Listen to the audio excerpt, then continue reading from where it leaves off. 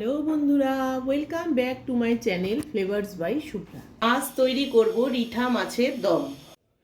রিঠা মাছের দমটা তৈরি করার জন্য রিঠা মাছগুলোকে ভালো করে নুন দিয়ে আমি ধুয়ে নিয়েছি আলু, এখানে নিয়েছি আদা রসুন আর কাঁচা লঙ্কার পেস্ট, এদিকে টমেটো পেস্ট, পেঁয়াজ কুচি, এক টুকরো লেবু, আর এদিকে নিয়েছি এলাচ, গোলমরিচ আর দারচিনি। এটা সোমবারের সময় ব্যবহার করব।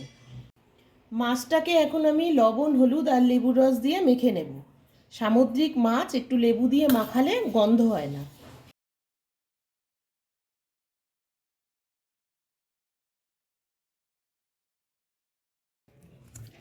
লেবু দিয়ে মাখিয়ে মাছগুলোকে ভালো করে লাল করে ভেজে নিতে হবে। আদা রসুন কাঁচা লঙ্কার পেস্টটার মধ্যে দিয়ে দিচ্ছি লবণ, হলুদ গুঁড়ো আর দিচ্ছি কাশ্মীরি রেড চিলি পাউডার। রিঠা মাছটা খুব ফোটে, তাই আমি ঢেকে আগেই ভেজে নিয়েছি। আর কয়েকটা ভাজা হলেই হয়ে যাবে। একটু লাল লাল করে মাছটা ভাজতে হবে। ভাজা হয়ে গেছে, তুলে নেব। মাছগুলো সব ভাজা হয়ে গেছে, উঠিয়ে নিয়েছি।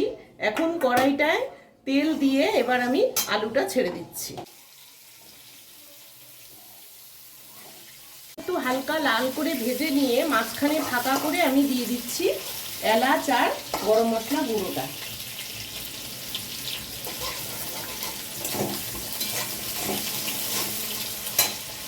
এবার দেব পেঁয়াজ।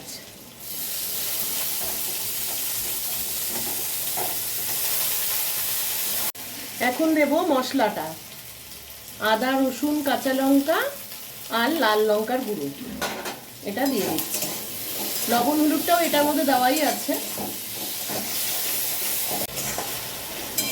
এবারে দেব টমেটোর পেস্টটা।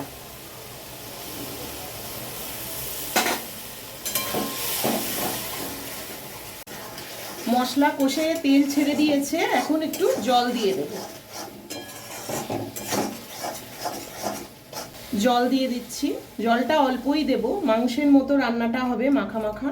ঝোল ফুটে গেছে, এখন মাছগুলো দিয়ে দিচ্ছি।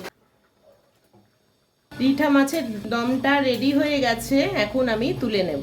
তোমাদের যদি রিঠা মাছের এই রেসিপিটা ভালো লেগে থাকে তাহলে ভিডিওটিকে লাইক করো, চ্যানেলটিকে সাবস্ক্রাইব করো, আর যারা ফেসবুক পেজ থেকে দেখছো তারা পেজটিকে ফলো করে দিও।